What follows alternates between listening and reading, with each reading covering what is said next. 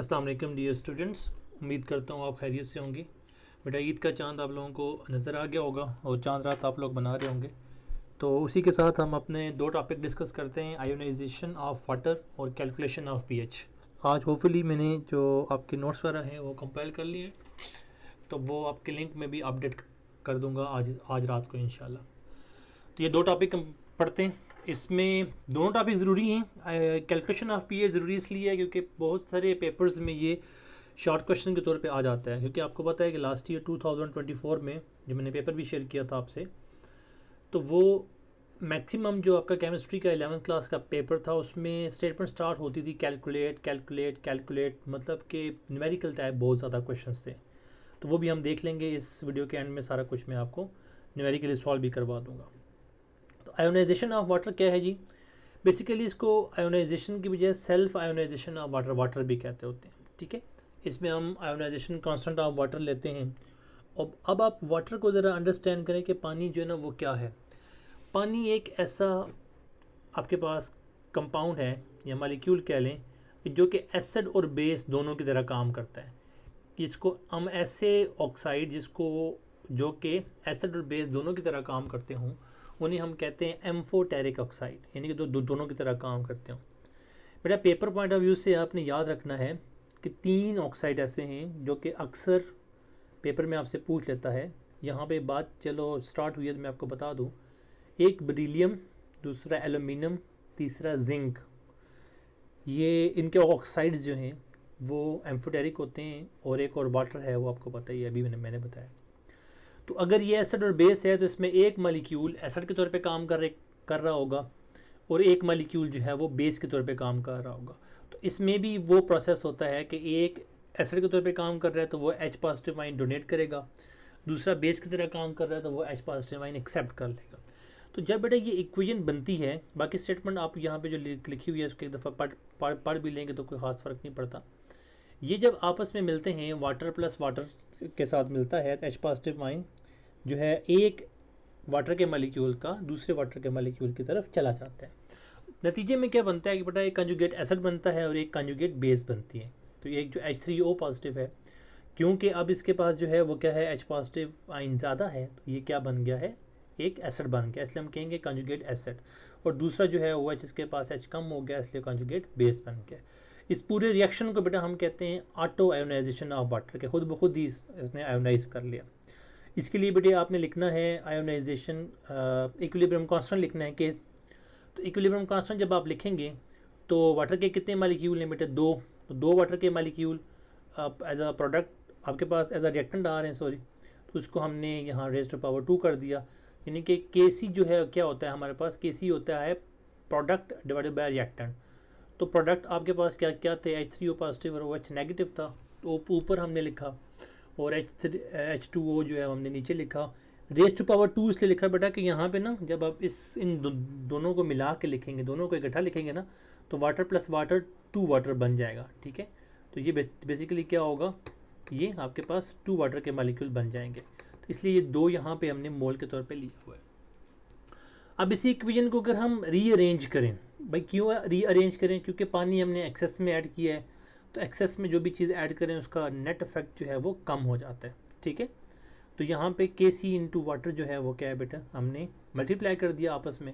तो ये Kc into water या K इंटू वाटर जो हमारे पास आया है, इसको बेटे हमने कहा है कि ये क्या है, आयोनाइजेशन कांस्टेंट ऑफ वाटर है, इसलिए हमने इसको Kc की बजाय Kw लिख दिया। ठीक है, तो ये आपके पास जो Kw है वो कहता है आयोनाइजेशन कांस्टेंट ऑफ वाटर है, जो कि H3O पॉजिटिव और OH नेगेटिव से आता है। तो बेटा H3O पॉजिटिव जो है बेसिकली वो क्या है कि वाटर है, उसने क्या, एक वाटर का मॉलिक्यूल है, उस वाटर के मॉलिक्यूल के साथ एक H पॉजिटिव आयन जुड़ा हुआ है। हमने कहा था कि वाटर का कोई इफेक्ट इसलिए नहीं है क्योंकि वाटर एज अ सॉल्वेंट है, तो हम इसको H3O पॉजिटिव लिखें या सिंपल H पॉजिटिव लिखें कोई फ़र्क नहीं पड़ता। ठीक है, तो इसलिए हमने यहाँ पे H3O पॉजिटिव की बजाय अब हमने इसको लिख लिया H पॉजिटिव। तो हमारे पास एक इक्वेशन आ गई कि Kw is equal to H positive multiply by OH negative.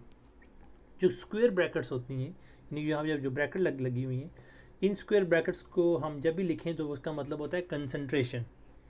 तो हम कह सकते हैं कि आयनिक प्रोडक्ट ऑफ वाटर जो है ionic product constant of water जो है वो बेसिकली क्या है, KW है। याद रखिएगा KC KW ये सारे फैक्टर जो हैं KA KB ये टेम्परेचर डिपेंडेंट होते हैं। अगर टेम्परेचर आप फिक्स रखेंगे तो इनकी वैल्यू फिक्स होगी। 25 पे वैल्यू कुछ और है, आप इसको 100 डिग्री पे करेंगे तो उसकी वैल्यू कुछ और होगी। तो प्योर वाटर जब 25 डिग्री पे हम उसकी KW फाइंड करते हैं बेटा, तो वो 1.0 इंटू 10⁻⁻14 उसकी वैल्यू आती है। तो इसका मतलब अगर इसको हम दो बराबर हिस्सों में तकसीम करें तो ये 10⁻7 मोल H पॉजिटिव के हो जाएंगे और 10⁻⁻7 मोल OH नेगेटिव के हो जाएंगे, क्योंकि अगर न्यूट्रल हमने कंसिडर करना है मॉलिक्यूल को तो हमें पता है कि H पॉजिटिव OH नेगेटिव बराबर होने चाहिए, इसलिए हमने इनकी कंसनट्रेशन हमने क्या रख दी बेटा, बराबर रख दी। जब मल्टीप्लाई करेंगे तो अल्टीमेटली क्या होगा कि वो KW की वैल्यू एक जैसी आएगी। तो अब अगर इसकी वैल्यू कम ज़्यादा हो जाए, अगर तो H पॉजिटिव आइन इक्वल हो बेटा, अगर H पॉजिटिव आइन इक्वल हो OH नेगेटिव आइन के, तो सोल्यूशन क्या होता है आपके पास, न्यूट्रल सोल्यूशन होता है, यानी कि वो वाटर की स्टेट में होता है, उस स्टेट में पानी होता है।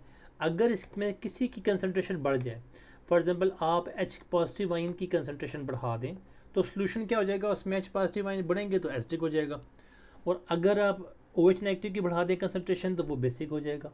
तो इस तरह एसिडिक और बेसिक सोल्यूशन जो हैं वो क्या होते हैं, बनाए जाते हैं। अब जब मैं बात कर रहा था ना कि टेम्परेचर के बढ़ाने से KW की वैल्यू बढ़ती है, तो बेटा 40 डिग्री पे, ये MCQs पॉइंट ऑफ व्यू से बड़ा ज़रूरी है कि 40 डिग्री पे KW की वैल्यू क्या होती है।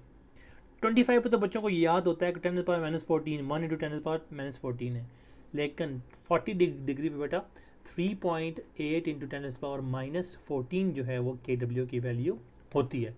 अब इसको आप हाफ करेंगे तो 3.8 का हाफ बन जाएगा 1.9, तो ये H पॉजिटिव आयन की कंसनट्रेशन 1.9 आ जाएगी 10⁻⁻7, और दूसरे OH की भी 1.9 10⁻⁻7 आ जाएगी। नेक्स्ट बट अब यहाँ आयनाइजेशन कांस्टेंट ऑफ वाटर और बाकी सारी चीज़ें वो हो गई हैं ख़त्म। अब आपके पास कॉन्सेप्ट आया है pH का, जो मैंने कहा था कि मैं आपको आखिर में पढ़ाऊँगा, और ये पेपर पॉइंट ऑफ व्यू से ज़रूरी है क्योंकि ये अक्सर आपके शॉर्ट क्वेश्चन में आ जाता होता है।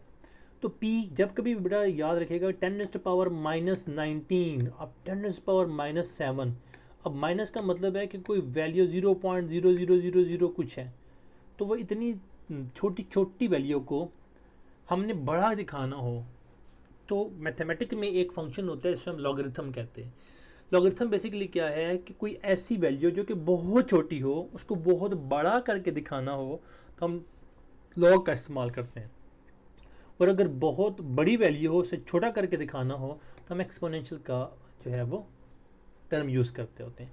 तो P जब भी आएगा तो यहाँ भी बेसिकली पावर के तौर पे इस्तेमाल करते हैं, पावर ऑफ हाइड्रोजन लिटरली इसका मतलब है, लेकिन जब भी P आएगा बेटा इसका मतलब है नेगेटिव लॉगरिथम में हम उसका नेगेटिव लॉग लेंगे।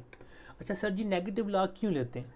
नेगेटिव लॉग इसलिए लेते हैं बेटा क्योंकि जो 10 की पावर है ना वो क्या है, नेगेटिव है, इसलिए हम उसको उसके साथ रिलेट कर रहे होते हैं। तो कंसनट्रेशन ऑफ H पॉजिटिव और OH अगर हमने मेजर करनी है तो हमने pH का एक जो है वो सहारा लिया होता है। सोरेनसन ने बेसिकली इसका नाम दिया था, ये अक्सर MCQs में भी आ जाता होता है कि सोरेनसन ने जो है ना वो pH का सारा कॉन्सेप्ट जो है ना वो डेवलप किया था।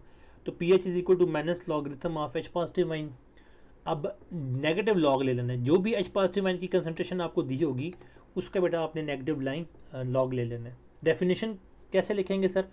डेफिनेशन नीचे लिखी हुई है बेटा कि pH of a solution is given by the negative logarithm of H positive आइन कंसंट्रेशन। कंसंट्रेशन किस में होती है? मोल पर डेसीमीटर क्यूब में, वो अंडरस्टूड है पहले से हमें। तो हमें जो है वो pH की जो नेगेटिव वैल्यू है इसकी कोई यूनिट नहीं होती, या आपने कंसिडर करना है अपने दिमाग में। अब हम चलते हैं कि एसिडिक और बेसिक pH जो है उसका मयार क्या है। अगर बेटा pH 7 से कम हो तो वो आपका होता है एसिड, अगर 7 के इक्वल हो तो आपका सोल्यूशन होता है न्यूट्रल, और अगर 7 से ज़्यादा हो तो वो होता है आपका बेसिक सोल्यूशन। ठीक है, इन जनरल लेबॉर्ट्री में हम ये वाला pH स्केल इस्तेमाल करते हैं। POH स्केल बेटा इसके एग्जैक्टली अपोजिट हो जाता है, तो उसको इस्तेमाल करते वक्त एहतियात करनी है। अब हम ना pH और POH का आपस में रिलेशन फाइंड आउट कर लेते हैं। अक्सर ये पेपर में भी आता होता है कि prove that pH plus POH is equal to 14, ये आपने प्रूव करना होता है। तो सिंपल है, कि आप के डब्ल्यू से स्टार्ट करते हैं, K W is equal to H positive into O H negative ion, और के डब्ल्यू की वैल्यू बेटा आपको पता है कि वो क्या है 1.0 × 10⁻⁻⁴ है। तो इसको जब आपने इसके इक्वल रखा तो फिर क्या क्या करना है आपने, अब आपको पास और कोई ऑप्शन नहीं है, तो आपने लॉगरिथम ले लिया। तो लॉग बेटा याद रखिएगा कि जब भी दो चीज़ों के लॉगरिथम लिया जाए और वो दोनों चीज़ें आपस में मल्टीप्लाई हो रही हों, तो वो लॉग की प्रॉपर्टी क्या है कि वो उनको अलग अलग लॉग लेके उनको ऐड भी आप कर सकते हैं। Logarithm of A multiply by B is equal to logarithm of A plus logarithm of B. तो वो लॉग की जो प्रॉपर्टी है वो यहाँ पे हमने इस्तेमाल किया। बुक वालों ने थोड़ा जल्दी दिखा के उसको फटाफट ही डायरेक्ट कर लिया। बेसिकली इसका लॉग हम लेंगे, फिर ये प्रॉपर्टी लगाएंगे, प्रॉपर्टी लगा के एच पॉजिटिव और ओ एच नेगेटिव आइन हम निकाल लेंगे। तो लॉग ऑफ 10⁻⁻14 ये तो सिंपल आपके पास 14 आ जाएगा, -14 आ जाएगा, और बाकी जो है बेटा वो आपके पास यहाँ पे लॉगरिथम आ जाएगा। याद रखिएगा यहाँ पे जो लॉग आए हैं वो अभी पॉजिटिव हैं, यहाँ पे बुक में मिस्टेक है। अभी जो ये लॉगरिथम है बेटा ये क्या है, अभी पॉजिटिव है, ये नेगेटिव नहीं है। जब आप इस पूरी इक्वेशन को मल्टीप्लाई करेंगे नेगेटिव के साथ, फिर ये नेगेटिव बनेंगे और फिर आप इसको पॉजिटिव की सूरत में लिख सकते हैं, ठीक है। क्योंकि यहाँ से पूरी इक्वेशन को मल्टीप्लाई करें तो फिर नेगेटिव नेगेटिव सारे जो पॉजिटिव थे नेगेटिव हो जाएंगे, और ये जो नेगेटिव था वो क्या हो जाएगा पॉजिटिव। और फिर negative log of H positive ion plus negative log of O H negative ion, आपको पता है कि एच का पी एच लिख देंगे और ओ एच का पी ओ एच लिख देंगे। तो ये रिलेशन क्यों कहाँ इस्तेमाल करते हैं, ये तब इस्तेमाल करते हैं जब आपके पास पी एच गिवन हो या एच पॉजिटिव आइन गिवन हो और आपने पी ओ एच निकालना हो, यानी कि आपने किसी बेस की कोई चीज़ फाइंड आउट करनी हो तो आपको ये निकालना है। कैसे फाइंड आउट करनी हो जी, ये हमारे पास न्यूमेरिकल है। बड़े गौर से आपने इसको अंडरस्टैंड करना है, समझना है, मेथड को अंडरस्टैंड करना है। लाजमी नहीं ये सवाल आए, लेकिन इसी तरह के सवाल आपके पास आएंगे। तो आपसे पूछ रहा है कि the concentration of O H negative ion in a household ammonia solution is 0.005 molar. जब मोलर लिखा है बेटा ये याद रखिएगा बड़ा एम है, छोटा एम नहीं है, ठीक है। इसको मोलर पढ़ते हैं, ये मोलैरिटी से रिलेट करता है। Calculate the concentration of H positive ion. अब बेटा आपको क्या दिया हुआ है, आपको ओ एच दिया हुआ है, आपने फाइंड क्या करना है, एच फाइंड करना है। तो वो रिलेशन जिसमें ओ एच और एच का आपस में रिलेशन बनता हो, वो एक रिलेशन है हमारे पास के डब्ल्यू का। क्योंकि जब कभी भी न्यूमेरिकल सॉल्व करें तो तीन चीज़ें आपने माइंड में रखनी है। नंबर 1 डाटा क्या है, नंबर 2 डाटा के हवाले से कौन सा फार्मूला फिट होता है, और नंबर 3 उसको आप सॉल्व कैसे करेंगे, मतलब कैसे से मुराद है कि उसको लॉग लेंगे या वगैरह वगैरह, कुछ भी आपके माइंड में चलता हो। तो डाटा हमारे पास सिर्फ ओ एच पॉजिटिव आइन है, हमें पता है के डब्ल्यू हमें याद होती है वैल्यू, नहीं तो याद कर लें। ये 3.8 होती है जब होता है 40 डिग्री, और 25 होती है जब 25 पे 1 होती है, तो ये आपको याद होनी चाहिए। वैल्यू बेटा आपने पुट की तो अल्टीमेटली आपके पास एच पॉजिटिव आइन की कंसनट्रेशन आ गई।